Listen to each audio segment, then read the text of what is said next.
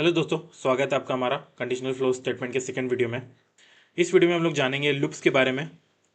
सबसे पहले हम लोग जानेंगे फॉर लूप के बारे में, उसको इन डेप्थ अंडरस्टैंड करेंगे, जानेंगे कैसे लूप्स काम करते हैं। फिर हम लोग जानेंगे वाइल लूप के बारे में, डू वाइल लूप के बारे में भी जानेंगे, और लास्ट में हम लोग एक एग्जाम्पल देखेंगे जो कि आपको लूप्स की अंडरस्टैंडिंग थोड़ी बेटर क्लियर कर देगा। अब अगर हम लोग समझे फॉर लूप के बारे में, तो ये बेसिक सा तरीका होता है फॉर लूप को लिखने का। For keyword, open close bracket, जैसे हम लोग इफ को लिखते हैं वैसे ही फॉर को भी लिखते हैं, फॉर कीवर्ड यूज़ करके। अब यहाँ पर ब्रैकेट्स के बीच में तीन कंडीशंस आती है। यहाँ पर मैंने इन कंडीशन को डिनोट किया है ए बी सी से, और तीनों सेपरेटेड रहती है एक दूसरे से सेमी कोलन के थ्रू। अब इसमें जो ए वाली कंडीशन होती है हमारी, वो हमारी इनिशियलाइजेशन वाली कंडीशन होती है। ये हमेशा पहली बार चलती है जब भी आपका लूप चलता है तब। सेकेंड वाली हमारी कंडीशन होती है टर्मिनेटिंग कंडीशन। ये हर बार चलती है, और जब ये कंडीशन फॉल्स हो जाती है, यहाँ पर एक्सप्रेशन फॉल्स हो जाती है, तो वो लूप हमारा टर्मिनेट हो जाता है। और लास्ट हमारा कोई कंडीशन नहीं है, वहाँ पर बेसिकली आप एक एक्सप्रेशन दे सकते हो। वो एक्सप्रेशन जब भी आपका लूप चलेगा उससे पहले वो एक्सप्रेशन चलेगी। तो जब आपका लूप पहली बार चलता है तो वो एक्सप्रेशन एग्जीक्यूट होगी, और हर बार जब भी आपका लूप चलता है वो एक्सप्रेशन एग्जीक्यूट होगी हर बार। अब हम लोग ए बी सी को अगर रियल वैल्यू से रिप्लेस करें तो कुछ इस तरह से दिखता है ये पूरा ब्लॉक ऑफ कोड। अब यहाँ पर अगर आप देखो तो हम लोगों ने किया है int X is equal to zero, तो इनिशियलाइजेशन हो गया कि एक्स को जीरो सेट कर दो। ये केवल पहली बार ही चलेगा, इसके बाद ये सेकेंड टाइम चलने वाला नहीं है। फिर हमारी कंडीशन आ गई terminating condition, x less than 10। तो ये लूप जब तक चलेगा जब तक एक्स लेस देन 10 है। तो हमारा इनिशियलाइजेशन में एक्स इक्वल टू जीरो है, तो कंडीशन हमारी ट्रू हो जाती है यहाँ पर। और थर्ड हम लोग देखें तो जो हमारा कोड चलता है हर एक इटरेशन के पहले, वो क्या कर रहा है, पोस्ट इंक्रीमेंट कर रहा है एक्स को।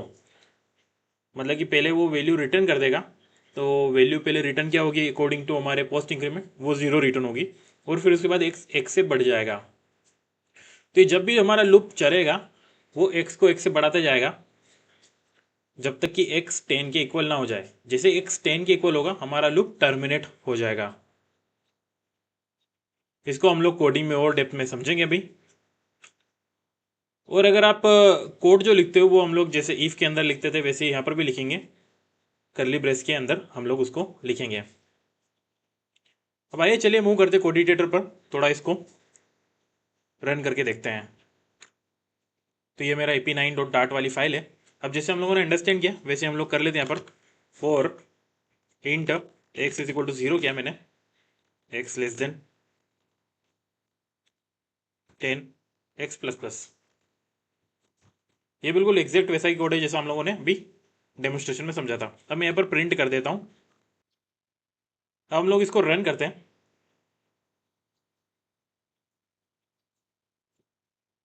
तो यहाँ पर आप देखो this is my value of x 1 2 3 4 5 6 7 8 9, ये 9 तक गया। अब 9 तक ही क्यों गया, क्योंकि पहले हमारा एक्स कहाँ से स्टार्ट हुआ, जीरो से।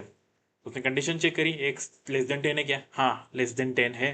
फिर उसने पोस्ट इंक्रीमेंट किया, तो पहले उसने वैल्यू दे दी, तो लूप के अंदर तो वैल्यू हमारी जीरो आ गई, बट यहाँ पर उसने इंक्रीमेंट कर दिया 1 से। तो जब नेक्स्ट टाइम आएगा तो वो यहाँ पर उसको एक्स की वैल्यू 1 दिखने वाली है। एक और चीज़ आपको ध्यान रखने की जरूरत है, ये इस लेफ्ट टू राइट एग्जीक्यूट होता है।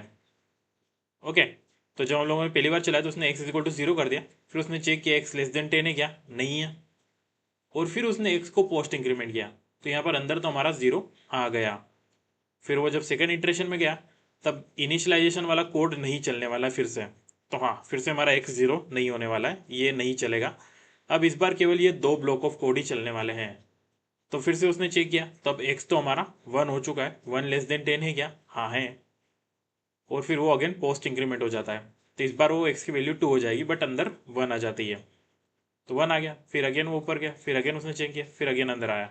तो इस तरह से हमारी एक्स की वैल्यू बढ़ती जाती है, और ये इसने 9 तक प्रिंट किया।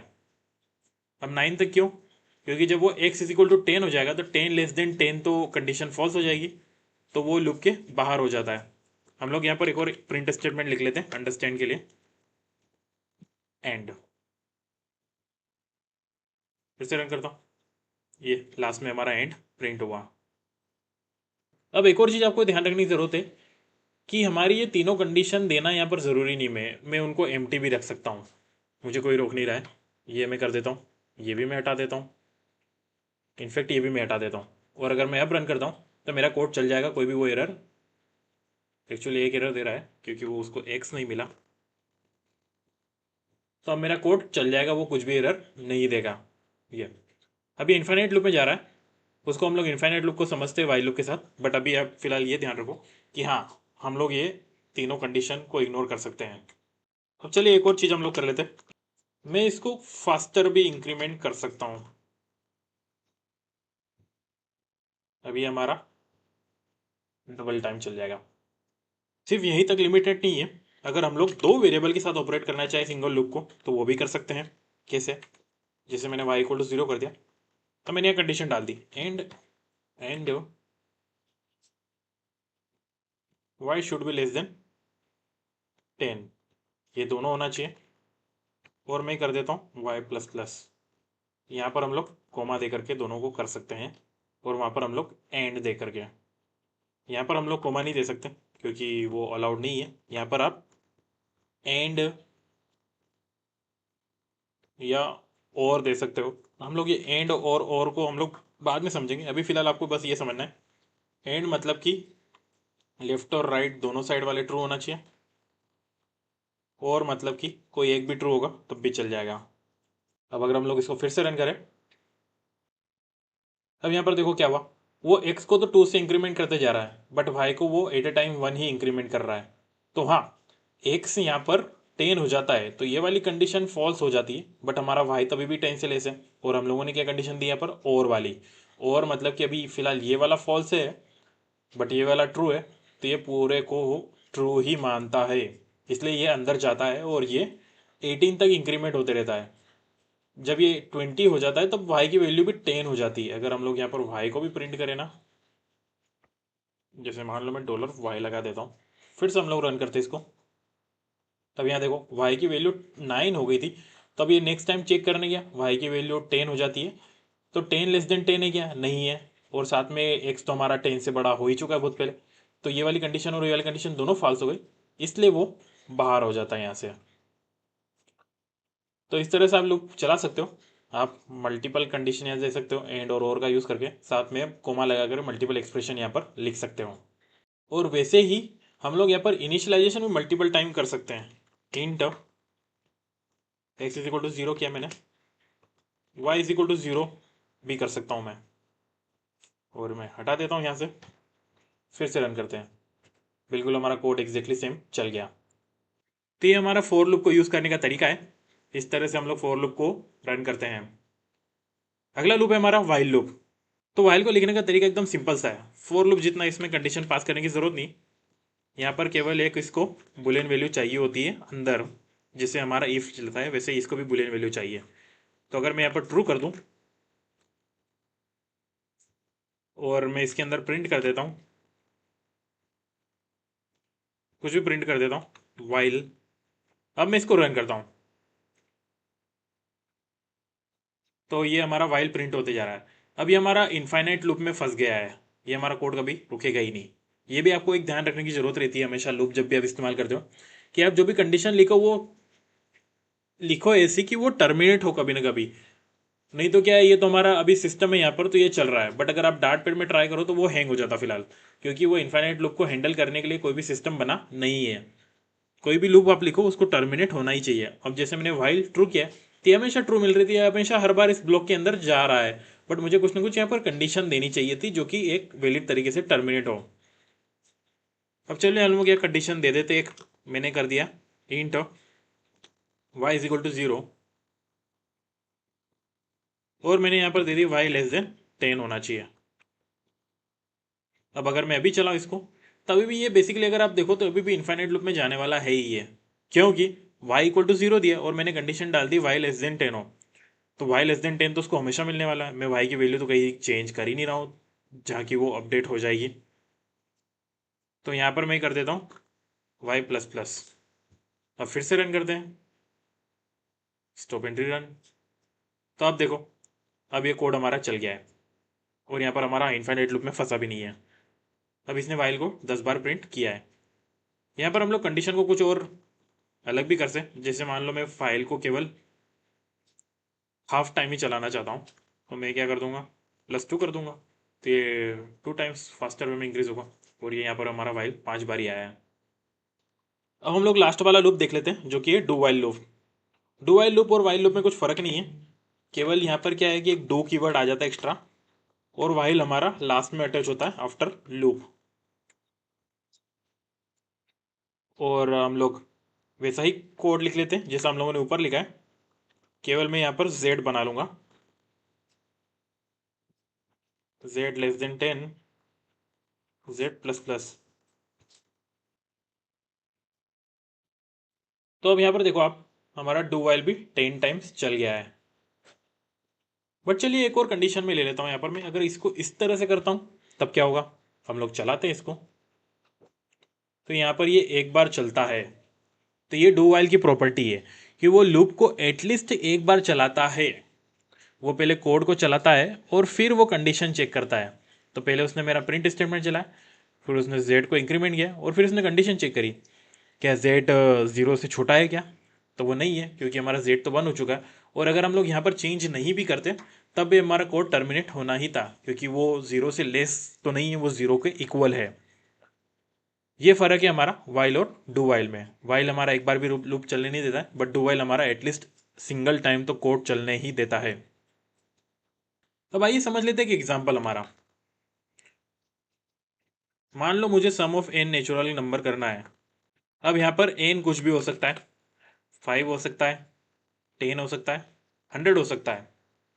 हम इंसान तो 5 तक काउंट कर सकते हैं, बट 10 तक ठीक है बेयरली काउंट कर लेंगे, बट 100 तो मुझे लगता है आउट ऑफ रीच हो जाता है।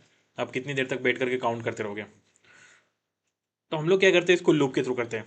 कैसे करेंगे, int N is equal to मैं ले लेता हूँ 5 और फिर मैं फोर लूप लिखता हूँ। फोर लूप में मैं कंडीशन क्या लिखूंगा कि मैं एक आई वेरिएबल ले लेता हूँ, उसको मैं 0 से स्टार्ट करता हूँ और मैं क्या करूँगा, आई को less than equal to N तक चलाऊंगा मैं, और आई प्लस प्लस करते जाऊंगा मैं हर बार। और इसके अंदर हम लोग क्या करेंगे, इसके अंदर हम लोग सम को स्टोर करवाएंगे। तो उसके लिए पहले हम लोग एक सम वाला वेरिएबल बाहर बना लेते हैं, इसको सम को भी मैं 0 दे दूंगा इनिशियली। फिर मैं क्या करता हूँ, सम प्लस इक्वल आई करता जाता हूँ और लास्ट में हम लोग क्या करेंगे, प्रिंट कर देंगे sum of N numbers is equal to sum. Run करते इसे, तो आप देखो सम ऑफ एन नंबर्स 15 आ गया। अगर आप काउंट भी करोगे तब भी इसका रिजल्ट 15 ही आने वाला है। 1 + 2 + 3 + 4 + 5 15। हम लोग चलो इसको अंडरस्टैंड करते थोड़ा सा। अगर मैं प्रिंट स्टेटमेंट अंदर लगाऊं तो आपको थोड़ा ज़्यादा क्लियरिटी आ जाएगी। एक मैं प्रिंट स्टेटमेंट यहाँ भी लगा देता हूँ और मैं सम की वैल्यू हर बार देखते जाता हूँ कैसे वो बढ़ती जा रही है। अब आप देखो हम लोगों ने क्या करा है, एन तो 5 सेट कर दिया, सम हम लोगों ने ले लिया है। अब सम पहले 0 है, आई भी 0 है, तो पहले आई हमको 0 मिल जाता है इसके अंदर। अब 0 + 0, ये हम लोगों ने ऑपरेटर वाले वीडियो के अंदर पढ़ा हुआ है। तो यह क्या करता है, सम प्लस आई कर देता है। तो सम में क्या आ गया, सम प्लस आई आ गया, तो 0 + 0 0 आ गया, इसलिए हमारा पहली बार में 0 आ गया यहाँ पर। देन सेकेंड टाइम आई की वैल्यू 1 हो जाती है, तो 0 + 1 क्या हो जाता है हमारा, 1 हो जाता है। फिर हम लोग सेकेंड टाइम आई की वैल्यू 2 होती है। अब सम हमारा क्या है, 1 हो चुका है, तो 1 + 2 3 हो गया। देन फिर हमारी आई की वैल्यू हो जाती है 3, तो 3 + 3 6 हो गया। देन हमारी आई की वैल्यू हो जाती है 4, 6 + 4 10, और ऐसे ही हमारा 15 आ गया। तो ऐसे हमारा सम ऑफ एन नेचुरल नंबर हम लोग फाइंड करते हैं। अब 100 हम लोग ले लेते हैं, तो ये 100 का भी हमको फाइंड करते दे देगा 5050। आप कैलकुलेटर बैठ करके काउंट कर सकते हो, बट ये हमारा सम ऑफ 100 नेचुरल नंबर्स होने वाला है। तो यही हमारे इस वीडियो में। अगली वीडियो में हम लोग समझेंगे स्विच केस, ब्रेक और कंटिन्यू के बारे में। यहाँ तक बने रहने के लिए धन्यवाद। इस कोड का लिंक आपको डिस्क्रिप्शन में मिल जाएगा। वीडियो को लाइक करें, शेयर करें, चैनल को सब्सक्राइब करें।